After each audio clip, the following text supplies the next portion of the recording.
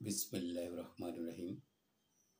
সম্মানিত দেশবাসী,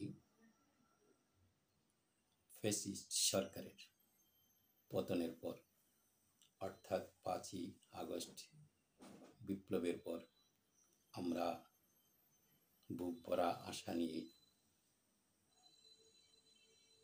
বসেছিলাম।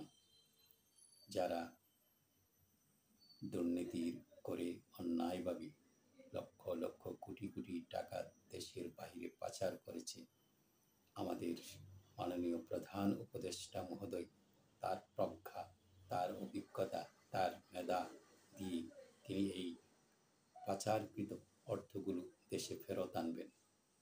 10 মাস পর আজকে আমরা জানতে চাই কত টাকা ফেরত এসেছে। না আসলে কেন আসলো না, সেটাও জাতির কাছে পরিষ্কার করতে হবে।